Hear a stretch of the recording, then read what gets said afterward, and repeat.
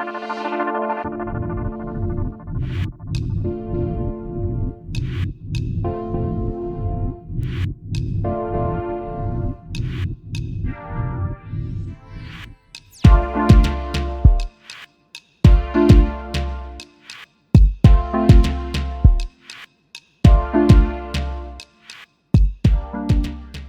this is Candy with Eyes2Jesus.blogspot.com, and welcome to my Thanksgiving vlog that I like to vlog every year. And in case you are new to my Thanksgiving vlogs, they are 2-day vlogs. So today is Wednesday, the day before Thanksgiving, where I am just sharing with you my cooking and baking preparations. And then the second part of this video will be tomorrow, which will be Thanksgiving Day. And in my family, Thanksgiving is the biggest, most extravagant, most fun holiday of the year for us. So I'm just getting started on the feast cooking and baking and all that for the big day. So like usual, I'm starting off with making sweet potato casserole. However, the difference being this year, I am making a double batch. I'm making 2 instead of just 1. So I have peeled and washed 8 instead of 4, 8 medium-sized sweet potatoes. And now I am just dicing them up into kind of biggish cubes and popping them into a pot of boiling water I have behind me to get these all cooked up and soft for the sweet potato casserole. While the sweet potatoes are cooking on the stove top behind me, I'm going to get started on one of our desserts, and that is coconut custard pie. And this is one of my very favorite pies ever. So I have here a nice medium to large mixing bowl, and I'm going to start by putting in 2 cups of milk.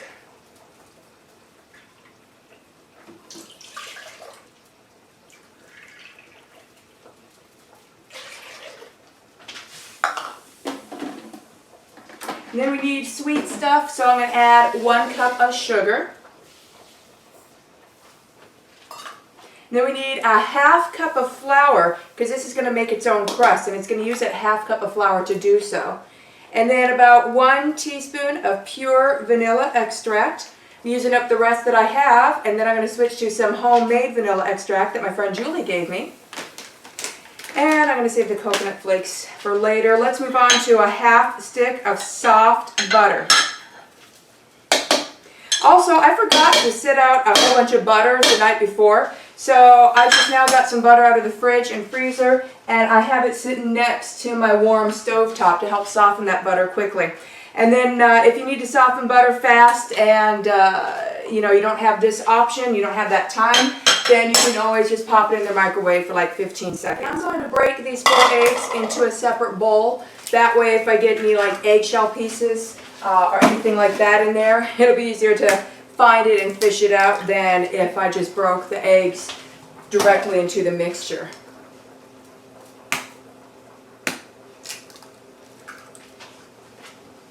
And 1 more to go.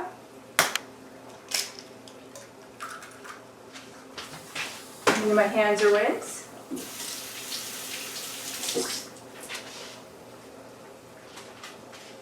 And in the eggs go into the mixture. Okay, and the last thing I want to add is a good handful of coconut flakes. You can be sweetened or unsweetened. This is sweetened, and when this package is finished up, I have a large packet of unsweetened. So I use whatever I can get. I prefer unsweetened, but I'll use sweetened if that's all I could get.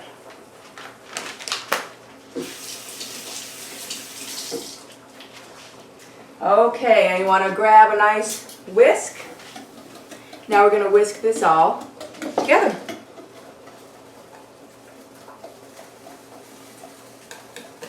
And I got here a glass standard size pie pan. I think it's a 9-inch glass pie pan. So I need to get this greased. So I just grab a paper towel to set to the side to wipe butter. And then I'm just going to grab a bit of my soft butter, splat it in here, and just get butter all over this.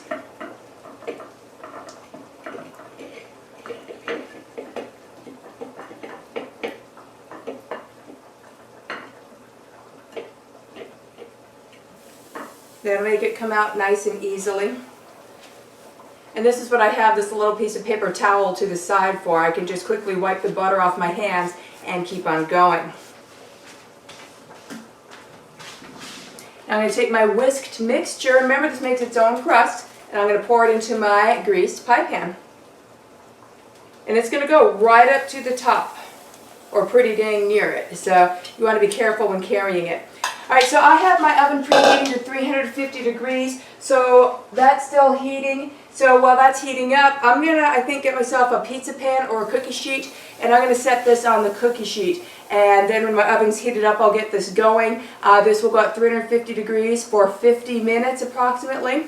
And I'm going to set this on a cookie sheet so that if some overflows out a bit as it puffs up in the baking, it's going to go on the cookie sheet and not all over my oven. Now the coconut custard pie is in the oven. The sweet potatoes are done cooking, so I just drained them in my strainer in the sink and moved them into my mixing bowl here in my handy dandy KitchenAid mixer. So now I'm going to get all these mashed up. Potatoes all mashed up here in my mixer, so now I'm going to add some more ingredients. So first I'm going to add 2 cups of white sugar. So that's cup 1, here comes cup 2. Remember, I am doubling this. This is 2 full recipes basically. Okay, I'll move this out of the way. Then I'm going to add 1 cup of whole milk.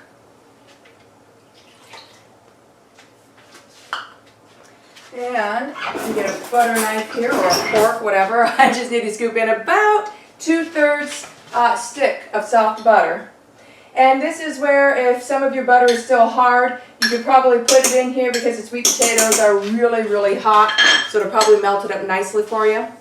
Then we need about 1 teaspoon of salt. I'm using pink Himalayan sea salt. Then 2 teaspoons of pure vanilla extract.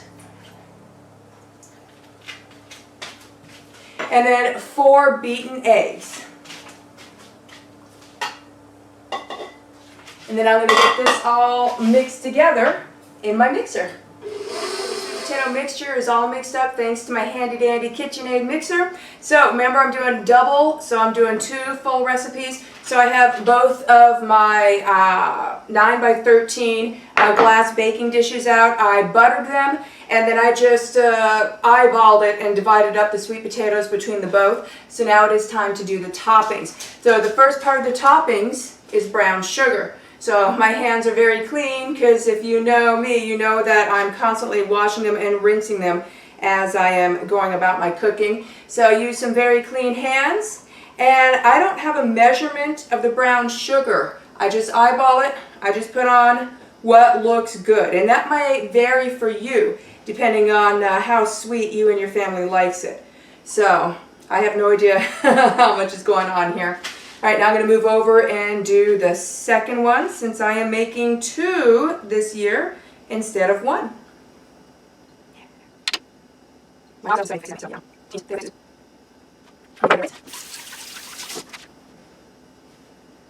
for the next part of the toppings is mini marshmallows.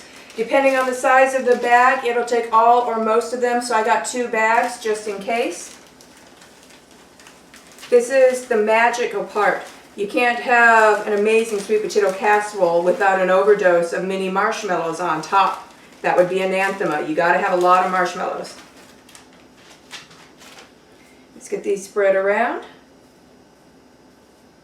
Then onto the second one. This is, for a lot of us, the star of the feast. I know for me, I love sweet potato casserole. It's my favorite thing. I like it better than anything else. So I get everything because everything is good, but I definitely want me my sweet potato casserole. Alright, and then I'm going to see how much time I have left for the coconut custard pie. And I'll probably wait for that to come out, and then I will pop these in. And these will also bake at 350 degrees. And the coconut custard pie is out cooling, and my 2 sweet potato casseroles are now in the oven at 350 degrees for 30 minutes. Now while that's going, I'm making a double batch of broccoli marinade. So first we're going to work with more of our drier or dry-ish ingredients. So I just chopped up about 4 or 5 heads of fresh broccoli. and then pop that into this big bowl. And then I cut up approximately about a ½ pound of cooked bacon and added that to the bowl. So here I have my broccoli and my bacon in my giant mixing bowl. And then I just now cut up approximately a cup's worth of onion. I'm just using white onion. You can use any type of onion you want. That's what I have on hand. So I'm going to add that in there. Then let me grab a spoon here, and I'm going to get these mixed together. And then we will add one more dry-ish ingredient. So just a quick mix. And then I'm going to throw in a cup of raisins. Yeah, get that in there. So this is our dry-ish section. I say dry-ish because, I mean, onions aren't really that dry, and bacon's kind of a greasy thing. So anyways, I'm getting the broccoli, the onions, and the bacon and the raisins all distributed with each other. And now we're going to move on to making the dressing for the broccoli marinade. So in my separate bowl here, remember I'm doing a double batch, so I have 4 cups of mayonnaise in here. And added to those 4 cups of mayonnaise is 1 cup of white sugar, and then 6 tablespoons of apple cider vinegar. And I like to use Bragg's organic apple cider vinegar, so that's what I got going on in here. So now the mayonnaise, the sugar, and the vinegar, I'm going to mix them all together, and that's going to make a beautiful, smooth, and creamy dressing for the broccoli marinade. Okay, this is about mixed together. It's now kind of smooth and velvety and kind of a light yellowish, creamy look to it. So I'm going to pour this on top of the broccoli mixture. Broccoli marinade is one of my other favorites. I don't love it as much as sweet potato casserole, but it's close. Broccoli marinade is fabulous. There, get all of that in there. We don't want it to go to waste.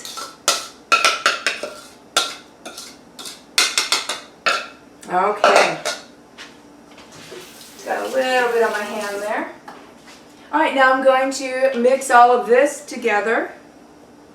And then once I have all of this uniformly mixed together, I'm going to cover it over and pop it into the fridge where it's going to marinate overnight, and it will be perfect for tomorrow's feast.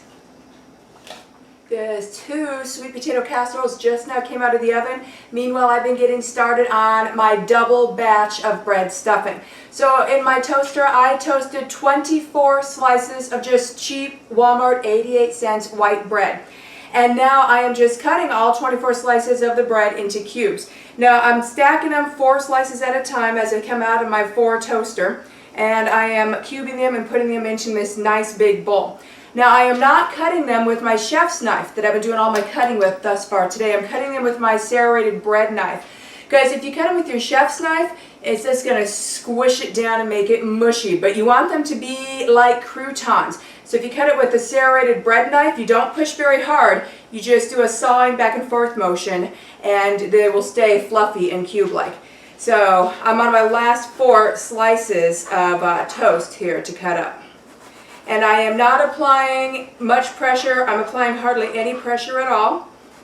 So I'm cutting them all in strips right now. Then I'm going to turn it sideways, and now I'm going to cut each strip into a cube. And as I'm holding it with my palm, I'm not squishing it down. I am just holding them together and in place with my left hand while I do the cubing and the cutting with my right hand. And it goes pretty quick, especially, I let my toaster have several seconds or more of a break between, each set so it doesn't get overheated. But it goes pretty quick between toasting and cubing. All right, now I'm going to get this added to my large bowl. Now I got to chop up some veggies. So for the vegetable portion of making my double batch of stuffing, I got out 8 stalks of celery, which I will need to clean and chop up. I got 4 cloves of garlic and 2 whole onions. These are looking like yellow or white onions, whatever. I'll use yellow, white, red, whatever I have. So I'm going to get all these chopped up, and then in this pan here I have 2 whole sticks of butter. So I'm going to get those chopped up, and then I'm going to saute them until they're soft in the 2 sticks of butter. While the vegetables are sauteing in the 2 sticks of butter on the stove behind me, I'm going to go ahead and get the seasoning carefully mixed into these dry toasted bread cubes. So remember, this is a doubled recipe, so we're going to put in 3 teaspoons of salt, and again I like to use the pink Himalayan sea salt.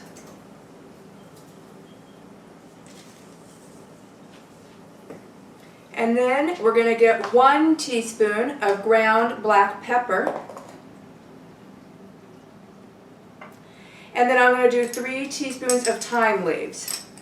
So these take a little bit more work to dish out. Oh, that smells very good. And 1 more of that.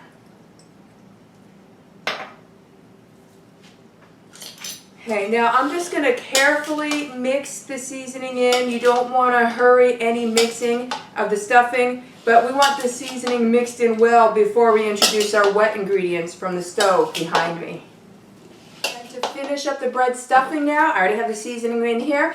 The vegetables and butter are done, so I'm just going to add them to the bread. I'm just going to kind of pour it on slowly and gently, kind of all around the top here inside the bowl.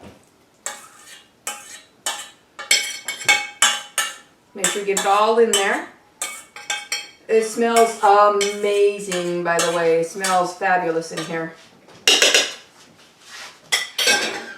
Now, I'm just going to carefully fold these wet, buttery, sauteed veggies into these toasted, seasoned toast cubes. And I'm just going to mix it slowly and gently and take my time. And once this is all mixed in there uniformly, I'm just going to cover this bowl and pop this into my fridge. And then tomorrow I will heat this up in the oven when we're getting ready to have our feast. So now the next thing I'm making is something I haven't made before for part of a holiday meal. This is an extra dish. I am making a cheesy potato bacon casserole. So right now I need to get all of my stuff chopped up. So in front of me I have 6 medium-sized russet potatoes, freshly cleaned, that I'm going to dice up into cubes. I am going to dice up an onion. I'm going to mince a few cloves of garlic, and I am going to chop up 6 pieces of cooked bacon, and then chop up some green onions. I will hold back the green onions and a little bit of the bacon for later on in the process, but all the rest is going to go into this bowl and be mixed together. I have my potatoes, onion, and cooked bacon in here, so now I'm going to add the rest of the main ingredients. So that's going to be 1 cup of mayonnaise,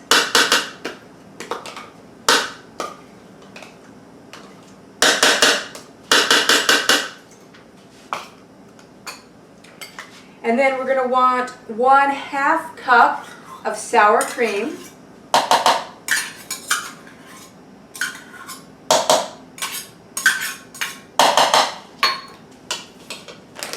And just 2 good handfuls of shredded cheese. I'm using Fiesta blend, but mild cheddar is also good. So it's 2 good sized handfuls in there. And then for seasoning, we're going to do 1/2 teaspoon of ground black pepper. Then 1 teaspoon of salt, and again I'm using pink Himalayan sea salt.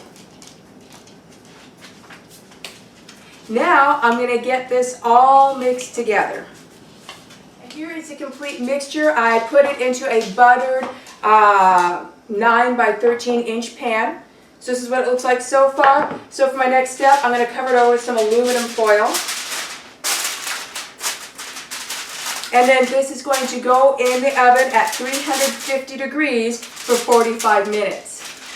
Now, while this is cooking in the oven, my daughter is going to come in and do some more of the cooking. I am making the pie crust for the pumpkin pie and the cherry pie. So in this bowl, I'm making a double batch of this pie crust recipe. So in this bowl I have 3 cups of flour, 8 tablespoons of sugar, and just some sprinkled in salt. And now I'm going to put in 4 sticks of butter that was like cut into 1/2 inch cubes. And I already washed my hands. and then I'm gonna mix it all together with my hands. I mixed that all together, and then I added the other 2 cups of flour. So now I'm gonna add a couple tablespoons of water to like hold it together, because right now it's very crumbly. I ended up adding about 10 tablespoons of cold water, and now it stays together. So now I'm going to cover this bowl with plastic wrap and then put it in the fridge for 1 hour. And this step is important. I used to skip it whenever I see it on the recipe, but it actually makes a big difference with the dough. If you don't refrigerate it, then it won't really stick together, and it's really hard to get it into the pie pan. So the hour of refrigeration is necessary. Alright, now, meanwhile, while Rachel's dough is in the fridge, she's getting ready to move on to some other stuff, but for the time being, I'm going to jump in here really quick and finish working on this cheesy bacon potato casserole. I'm going to put the rest of the stuff on here and then pop it back in the oven to finish up. So I grabbed more of my shredded cheese that we used earlier, and I am just going to sprinkle some more now on top, because remember, this is a cheesy bacon and potato casserole. So we're going to really enjoy that cheese. And I'm not measuring, just like I didn't measure the cheese earlier. I am just putting a layer on top so that all of the potatoes have some cheese that can melt on it. Alright, we do a little bit more, and then that is definitely going to be set. It's looking fabulous. Now remember the bacon and the green onion that we saved to the side. I just took that out of the fridge. So I am placing that bacon and the green onion on top of the cheese I just sprinkled on. This is kind of your garnish, makes it look nice, and it'll come out looking absolutely fabulous. So I'm placing the bacon pieces and the occasional green onion here. Okay, the bacon is placed. Now I'm just going to sprinkle on the green onion or scallions that we chopped up earlier. There we go.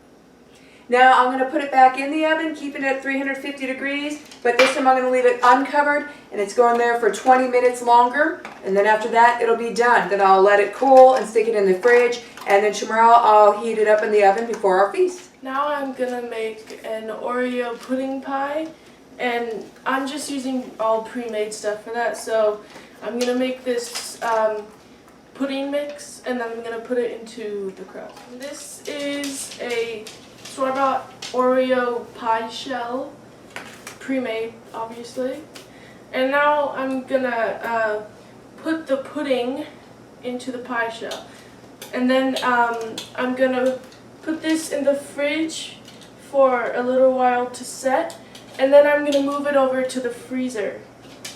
Now I am making cranberry cobbler. So I just buttered this square pan, and now I'm going to put in a whole bag of these fresh cranberries.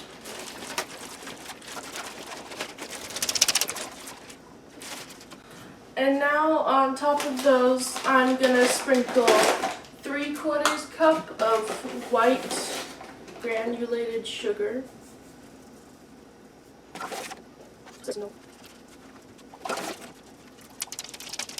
And now on top of that, I'm going to put a 1/2 cup of chopped pecans. You can use any nut, but pecans are the best. Pecans are my favorite.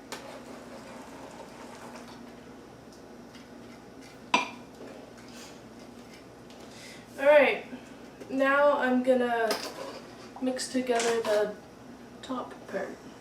I mixed this up, which is, this is 2 eggs, 3/4 cup of sugar, 3/4 cup of flour, and 1 soft stick of butter. And now I'm just going to pour this on top of the cranberries and spread it over. And then this is going to go in the oven for about 50 minutes at 350 degrees Fahrenheit. And this is little Annie the hamster. She is the newest addition to our family. And isn't she just the cutest little thing? Look at her, she's so cute. So this is your little hamster break. But now it's time to wash hands and get back to work. So the dough has been in the fridge for like I don't know, almost 2 hours. And then, well, no. It was in the fridge for around an hour and a half. And then it had to sit on the counter for a little while, like around 15 to 30 minutes is good. And that gets it warmed up enough so that it's easier to work with. I have a quarter of the dough here. So I'm going to roll this out, and there's lots of flour everywhere so that it doesn't stick. And then this will be the bottom crust for one of the pies.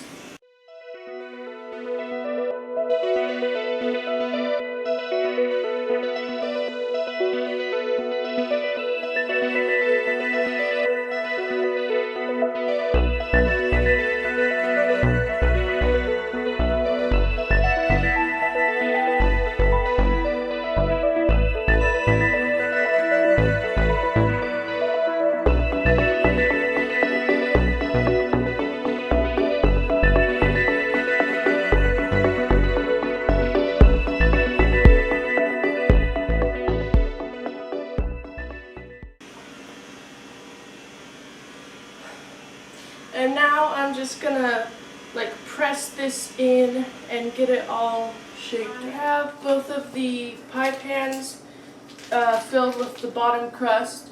So now I'm gonna put the fillings into both of these pans, and then I'm gonna make a top crust lattice for the cherry pie. Meanwhile, I am jumping in here and I am making some cranberry jam. So, for that cranberry jam, I took 3 cups of fresh cranberries. I cooked it on high heat and I used a masher and I kind of mashed it down, so I have some cooked, mashed down cranberries. To that, I'm going to add 3 tablespoons of chia, and then we want 3 tablespoons of pure maple syrup.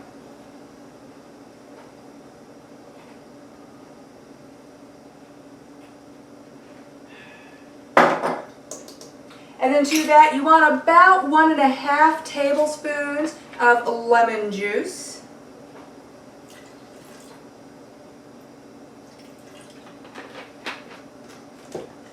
Then you want some ground cinnamon, 1½ teaspoons of ground cinnamon. I have a ½ teaspoon here, so there's 1½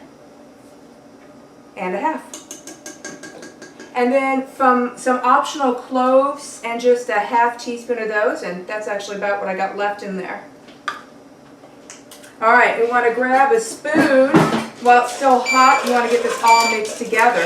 And that's actually the timer for one of the pies to come out of the oven. And here's what it looks like all mixed together. So I need to let this sit for 5 minutes before I do my next step. So here we are 5 minutes later. So I let it sit for 5 minutes and then I dished it out into 2 cute little jars. And 1 jar will be for us as part of tomorrow morning's breakfast. I'm going to make some homemade biscuits, and tomorrow morning's Thanksgiving breakfast is going to be homemade biscuits with some homemade cranberry jam to go on top. And the other jar is a gift for someone tomorrow. So now I'm working on doing the top of the cherry pie in a lattice pattern. And I have most of the pieces on, so I'm just going to put on the last one. And to do this, you just roll out the dough, and you cut strips long enough to go across the whole pie. And then I go under it with the knife to make sure it's not sticking to the parchment paper. And then you pick it up, and you put it, and then you squish the edges into the crust. Now, this is ready to go in the oven. So, the pumpkin pie just came out of the oven, took like a really long time. And now I'm just going to put the cherry pie into the oven for 30 minutes, and then I take it out and remove the foil, and then it goes back in for another 25 minutes at 375 I'm going to get started on tomorrow's breakfast. So I already made the homemade cranberry jam, one to give as a gift and one as part of tomorrow's breakfast. The other part of tomorrow's breakfast are biscuits, so that we can spread the homemade cranberry jam onto homemade biscuits. So that's what I'm working on now. By the way, there's some beautiful subtle thundering going on outside and it sounds gorgeous. I doubt the camera will pick it up, but I'm enjoying it. So in my mixing bowl, I put in 2 cups of just all-purpose white flour. And to that, we want some sweetness. I'm going to put in approximately 2 tablespoons of honey. And I use real honey and raw honey. None of that cheap stuff. We want the real stuff. Alright, and then we want to add our leavening agent. So that's 3 teaspoons of baking powder. And then salt, about 3/4 of a teaspoon. And of course I suggest the pink Himalayan sea salt. And then we want about a 1/2 stick of soft butter. Now before we do anything else, let's mix what we have in here so far. So this should be dry and crumbly. And the main reason for this is we want to get that honey distributed and that butter kind of broken up and crumbled around throughout the flour before we do our next step. There, so we just have a very crumbly, dry mixture. So now I'm going to add the liquid. Now I'm making drop biscuits, so this needs to be a more wet biscuit battery dough rather than more of a dough because I don't need to shape them. So this is going to take, therefore, a whole cup of whole milk. So I'm just using a 1/2 measuring cup here. See, and that's why you want to mix it before you put in the milk, because the milk is obviously going to be cold. And if you put in the milk on top of your nice soft butter, well, that's going to make the butter harden again, and then it'll be hard to distribute. So now I'm just mixing it in and getting just a thick, sticky dough or batter. And now I am up to the last thing we're making tonight, and that is a loaf of homemade bread, which is going along with one of those jars of homemade cranberry jam as a gift tomorrow. So inside my KitchenAid mixer bowl here, I put in 1 teaspoon of active dry yeast. Yeah, 1 teaspoon. And then I just now added 1½ cups of warm tap water. All right, now to that, I'm going to grab a spoon. I'm going to put in approximately a tablespoon of pure raw honey. It does not have to be exact.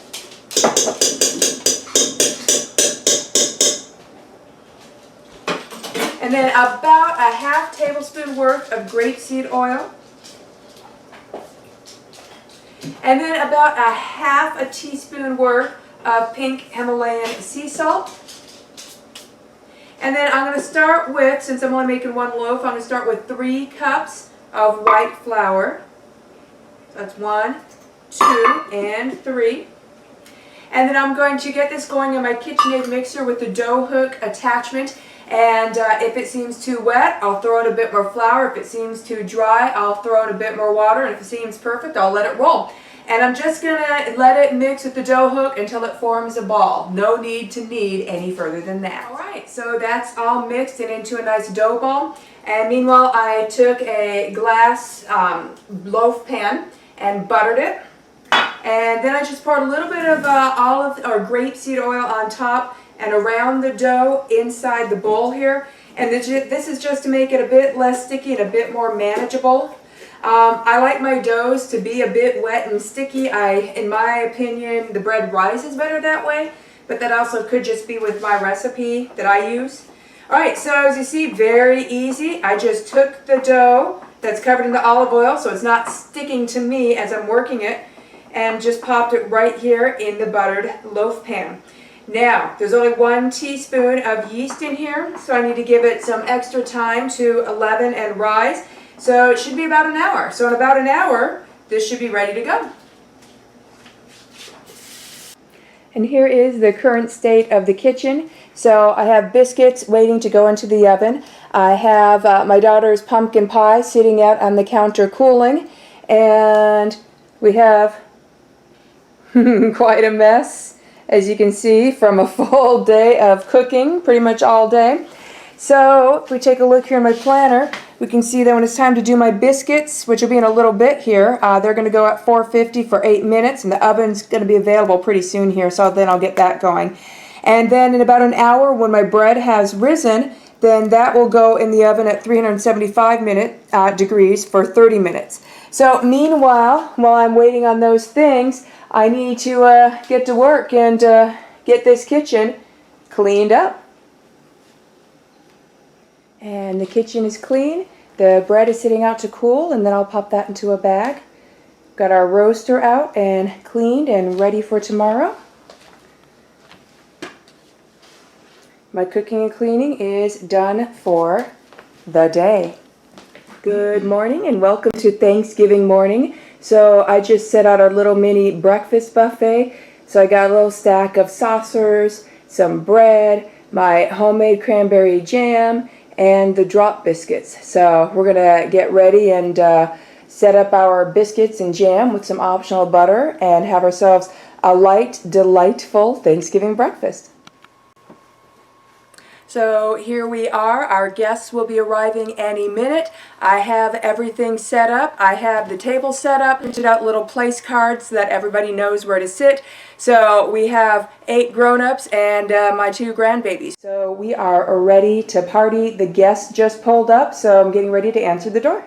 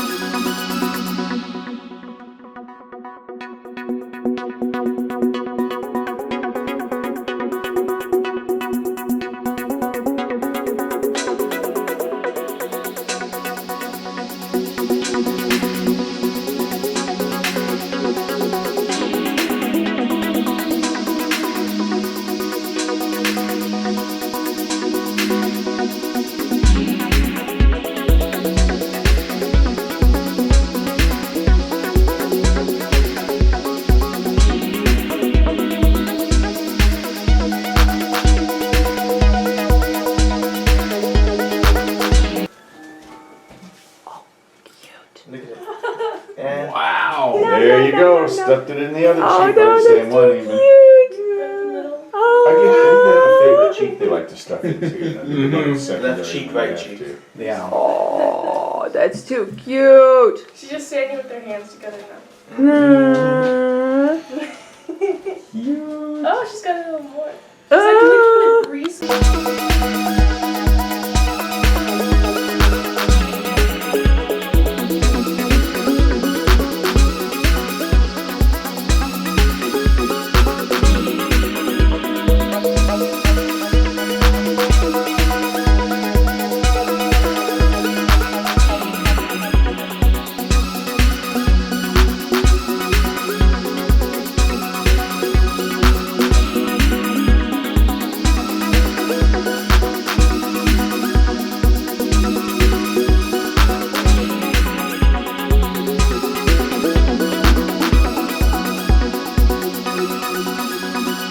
And our guests have headed on out. And woo, it was a good, fun Thanksgiving. Aww, are you watching them go bye-bye? It is so cute.